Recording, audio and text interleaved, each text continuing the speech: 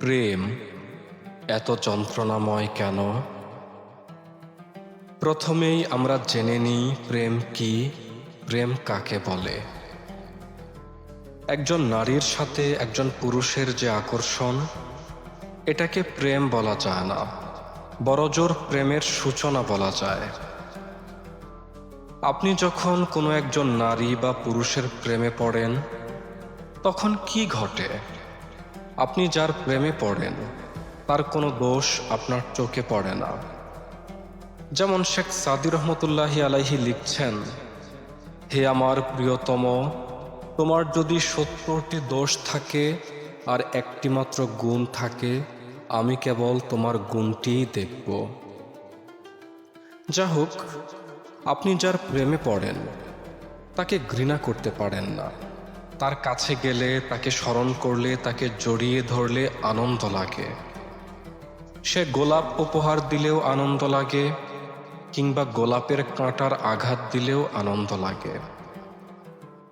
যার প্রেমেই আপনি পড়েন তার প্রতি এই যে কোমল প্রেমময় অনুভূতি তৈরি হয়, এই অনুভূতিটা যদি শুধুমাত্র একজন ব্যক্তির প্রতি যদি সীমাবদ্ধ রাখেন, তাহলে এটা প্রেম নয়, বরং কাম হয়ে যাবে।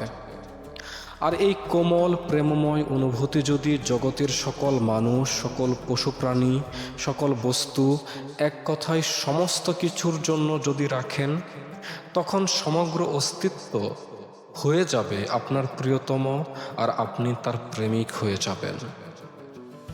সমগ্র অস্তিত্ব কার?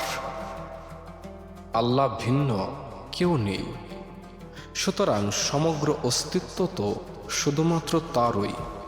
তাই প্রেমটা শুধুমাত্র আল্লাহর জন্য। সমগ্র অস্তিত্বের সাথে প্রেমের সূচনা হতে পারে একজন নারী বা একজন পুরুষের সঙ্গে প্রেমের মাধ্যমে। যখনই আপনি সমগ্র অস্তিত্বের সাথে প্রেম করতে শুরু করবেন, তখন কাউকে ঘৃণা করার জন্য পাবেন না। কারণ যাকে ঘৃণা করবেন সেও তো এই অস্তিত্বেরই অংশ। তখন কারো প্রতি রাগ করা, কাউকে আঘাত করা, কাউকে পর মনে করা, কাউকে ছোট করা, কাউকে শত্রু মনে করা আপনার জন্য অসম্ভব হয়ে যাবে। কারণ যাকেই ঘৃণা করতে যাবেন, যাকেই পর মনে করতে যাবেন, যাকেই শত্রু মনে করতে যাবেন, দেখবেন সেও এই মহা অস্তিত্বের অংশ। তাহলে কিভাবে তাকে পর মনে করা যাবে, তাকে শত্রু মনে করা যাবে, কিংবা তাকে দূরের মনে করা যেতে পারে? তখন দেখবেন আপনার চেনা জগৎ হারিয়ে যাচ্ছে। জীবনের হিসাব কিতাব আপনি যেভাবে সাজিয়েছিলেন তা হারিয়ে যাচ্ছে। তখন কিছুটা ভয়, কিছুটা উদ্বেগ, কিছুটা যন্ত্রণা তো ভোগ করতেই হয়। যেমন আপনার একটি সন্তান আছে, আপনি তাকে প্রেম করেন। এখন সে যদি কোনো উৎপাত করে, আপনি তো তাকে চাইলেও আর কষ্ট দিতে পারছেন না। কারণ যাকে প্রেম করেন তাকে কষ্ট দেয়া যায় না। তখন আপনার জীবনের পরিচিত হিসাব আর মিলে না। তখন কিছুটা কষ্ট তো ভোগ করতেই হয়, কিছুটা যন্ত্রণা ভোগ করতেই হয়। কিন্তু যদি এই যন্ত্রণাকে মেনে প্রেমের পথে এগিয়ে যেতে পারেন, তখন দেখবেন এই যন্ত্রণাই আপনাকে পৌঁছে দেবে পরম আনন্দে। প্রেম হলো রূপান্তরের প্রক্রিয়া। সকল রূপান্তরই যন্ত্রণা দেয়। রূপান্তর মানে ভেঙে নতুন করে গড়া। আগে আপনার জীবন ছিল অমুক আপন, তমুক পর, অমুক শত্রু, তমুক মিত্র, অমুক কাছের, তমুক দূরের ইত্যাদি। আপনার চেনা জানা এই জগৎ থেকে বের হয়ে অচেনা এক জগতের পথে পা বাড়াতে হয়। ভয় তো একটু লাগবেই। আপনার পুরনো জগৎ হারিয়ে যাচ্ছে। পুরনো মানে চেনা জানা নিরাপদ, নতুন মানে অচেনা, পদে পদে ভয়। স্বর্ণকে খাঁটি হতে হলে তাকে তো আগুনে পুড়তেই হয়। সাময়িক এই যন্ত্রণাটাকে প্রেমিকগণ আনন্দ চিত্তে, খুশি মনে তারা গ্রহণ করে থাকেন। একটি গান আছে, আপনারা হয়তো অনেকেই শুনে থাকবেন, জীবন মানেই তো যন্ত্রণা। এটা আসলে কোনো গান নয়, বরং এটাই জীবনের সার কথা। আপনার আশপাশে থাকান, আপনার আশপাশে আপনি খেয়াল করুন, মানুষের জীবনে কেবল দুঃখ আর দুঃখ। কেউ দুঃখী ছেলে মেয়ের কারণে, কেউ দুঃখী ছেলের বউয়ের কারণে, কেউ দুঃখী তার টাকার অভাবে, কেউ দুঃখী স্বাস্থ্যের অভাবে, কেউ দুঃখী মনের শান্তির অভাবে। মানুষের দুঃখের অভাব নেই। এই দুঃখগুলো কিন্তু যন্ত্রণার। আবার পুরাতন সব হিসেব নিকেশ ছেড়ে প্রেমের পথে পা বাড়ানো, এটাও কিন্তু যন্ত্রণার। কিন্তু প্রেমের পথে যে যন্ত্রণা, সেটা আপনাকে খাঁটি করে, আপনাকে এগিয়ে নিয়ে যায় পরম আনন্দের দিকে। যেমন হযরত বিলাল রাদিয়াল্লাহু তাআলা আনহু যখন প্রেমের পথে পা বাড়ালেন, তখন তিনি যার দাস ছিলেন, তার সেই মুনিব তার উপর বড় বড় পাথর রেখে দিত, আর তাকে মরুভূমির তপ্ত বালুর উপর শুইয়ে দেয়া হতো। এত যন্ত্রণার পরও হযরত বিলাল প্রেমের পথ থেকে বিচ্ছিন্ন হলেন না। প্রেম এমনই যে একবার তার পরশ পেয়ে যায়, সে শত যন্ত্রণাকেও খুশি মনে সহ্য করে নেয়। যে ব্যক্তি প্রেমের রাজ্যে প্রবেশ করেনি, সে কেবল তার নিজের মধ্যেই বন্দী। সে ক্ষুদ্রের বাসিন্দা, তার জগৎ কেবল তার আমি পর্যন্ত সীমাবদ্ধ। প্রেম এলে অহম বা আমিত্ব বা ইগো হারিয়ে যায়, আর ইগো বা আমিত্ব বা অহম এলে প্রেম হারিয়ে যায়। কিন্তু সারা জীবন ধরে শুধু আমাদের এটাই শেখানো হয়েছে কিভাবে অহম বা আমিত্বকে বড় করা যায়। স্কুলে যখন যেতেন, বাবা মা শেখাতো তোমাকে ক্লাসে প্রথম হতে হবে। কোনো খেলা বা প্রতিযোগিতায় গেলে আপনাকে শেখানো হতো তোমাকে প্রথম হতে হবে। নির্বাচন করতে গেলে তোমাকে প্রথম হতে হবে। সবখানেই নিজেকে আগে রাখার বা নিজেকে আগে দেখানোর এই যে চর্চা, এটাই হচ্ছে অহমের চর্চা।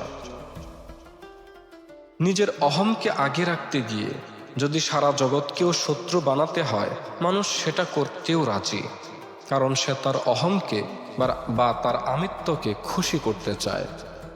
আর এজন্যই Alexander, Timur Lang, Genghis Khan, তারা সারা পৃথিবী জয় করতে বের হয়েছিল, যেন সারা পৃথিবী জয় করে তারা নিজেকে সবার আগে বা সবার উপরে রাখতে পারে। পৃথিবীতে সবচেয়ে উঁচু পয়েন্ট হলো মাউন্ট এভারেস্টের চূড়া। বহু মানুষ এই চূড়ায় চড়তে গিয়ে মৃত্যু মুখে পতিত হয়েছে, তবুও মানুষ থেমে নেই। যখন কেউ এই চূড়ায় আরোহণ করে, তখন আমরা তাকে বাহবা দিই, তার সুনাম করি। এতে সেই লোকটির অহম বা আমিত্ব খুশি হয় যে আমি কিছু একটা করেছি, আমি কিছু একটা হয়ে গেছি, আমি পৃথিবীর সর্ব উপরের বিন্দুতে আরোহণ করেছি, কাজেই আমি সবার উপরে উঠে গেছি। আমিত্বকে বা অহমকে খুশি করার জন্য যা করা হয় তার সবটাই পাপ। একজন ব্যক্তি এভারেস্টের চূড়ায় উঠল, আর আরেকজন ব্যক্তি তার বাড়ির পাশের একজন অসহায় মানুষকে কিছু দান করলো বা কিছু সাহায্য করলো বা তার সেবা করলো। এই দুজনের মধ্যে কে উত্তম? নিঃসন্দেহে যিনি অসহায় মানুষকে দান করলেন বা সেবা করলেন, তিনিই উত্তম। কারণ এভারেস্টের চূড়ায় আপনি উঠলেই কি না উঠলেই কি, তাতে কার কি উপকার হবে বা না উঠলেই কার কি ক্ষতি হবে? প্রেমে প্রবেশ করতে গেলে অহম বা আমিত্ব বা ইগোকে ত্যাগ করতে হয়, আর এটা করাটা অবশ্যই যন্ত্রণার। কারণ পৃথিবীর প্রায় সকল মানুষ বেঁচে থাকে কেবল তার অহম বা আমিত্বের জন্য। তার চাকরি, বিজনেস, রাজনীতি, কৃষিকাজ, বিয়ে শাদী ইত্যাদি সব কিছু করে তার আমিত্বকে খুশি করতে। এমনকি সে ধর্মচর্চাও করে তার আমিত্বের জন্য, যেন মরার পর জান্নাতে গিয়ে আরাম আয়েশ করতে পারে এবং তার আমিত্ব যেন খুশি হতে পারে। কিন্তু যখনই প্রেমের মাঝে প্রবেশ করবেন তখন জগতের সকল সৌন্দর্য নিজের সৌন্দর্য মনে হবে, জগতের সকল অস্তিত্ব নিজের অস্তিত্ব মনে হবে, জগতের সকল শ্বাস প্রশ্বাস নিজের শ্বাস প্রশ্বাস মনে হবে, জগতের সকল সুখ নিজের সুখ মনে হবে, জগতের সকল দুঃখ নিজের দুঃখ মনে হবে। খেয়াল করুন, আপনি যদি আপনার স্ত্রী, সন্তান, পিতামাতা, বন্ধু ইত্যাদি এসব ব্যক্তিদের সাথে মিশতে পারেন এবং তাদের সাথে মিলনে যদি এত আনন্দ লাগে, তাহলে সমগ্র জগতের সাথে যদি আপনি মিলিত হতে পারেন, তাহলে আপনার আনন্দের সীমা কতটুকু হবে? প্রেম হলো একটা সূত্র, একটি সূচনা। এটা একজন ব্যক্তির সাথে শুরু হতে পারে, তারপর ক্রমান্বয়ে এটা বাড়তে বাড়তে সমগ্র অস্তিত্বের সাথে ঘটে যেতে পারে। প্রেম হলো প্রথম পদক্ষেপ, আর এর শেষ গন্তব্য হলেন স্বয়ং আল্লাহ। যদি আপনি প্রেমের পথে পা না বাড়ান, তাহলে আপনি মরা নদীর মতো মরে যাবেন। সেই নদী জীবন্ত, যার মাঝে সবসময় প্রবাহ থাকে।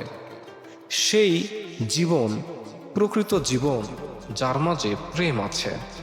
প্রেমহীন জীবন মরে যায়, যেভাবে স্রোতহীন নদী মরে যায়, তারপর সেখানে দুর্গন্ধ ছড়ায়। পৃথিবী আজ এত উন্নত, তবুও পৃথিবীর অধিকাংশ মানুষ সুখী নয়, কারণ পৃথিবীতে সব কিছুর উন্নতি হচ্ছে, কিন্তু প্রেমের নয়। প্রত্যেকেই আত্মমগ্ন, প্রত্যেকেই কিভাবে আমিত্বকে খুশি করা যায় তার চিন্তায় অস্থির। তাই আজ মানুষের এত ডিপ্রেশন, এত নিরাশা, এত হতাশা, জীবন এত দুঃখময়। মনে রাখবেন, প্রত্যেক ব্যক্তি এক ফোঁটা শিশির বিন্দুর মতো, এক ফোঁটা শিশির জলের মতো। যদি তাকে সমুদ্র থেকে আলাদা রাখেন, তাহলে সে কখনো মহা আনন্দের স্বাদ পাবে না। শিশিরটিকে সমুদ্রে মিশে যেতে দেন। সমুদ্রে মিশে যেতে হলে তাকে শিশির পরিচয়টির মৃত্যু ঘটাতে হবে। এটা যন্ত্রণাময়, কিন্তু একবার শিশির পরিচয়টি মিটিয়ে দিয়ে মহাসমুদ্রে মিশে যান, তখন আপনি নিজেই মহাসমুদ্র। ঠিক তেমনিভাবে একবার শুধু আপনার ক্ষুদ্র আমিটাকে বা অহমটাকে বা ইগোটাকে মিটিয়ে আল্লাহর মহা অস্তিত্বে মিশে যান, তখন পৌঁছে যাবেন মহা আনন্দে। এর জন্য অবশ্যই ধ্যান সাধনা সহ আরও কিছু সাধনা করতে হয়, আর তা শেখার জন্যই একজন সদ্গুরু বা কামেল মুর্শিদের নিকট বায়াত গ্রহণ করতে হয়।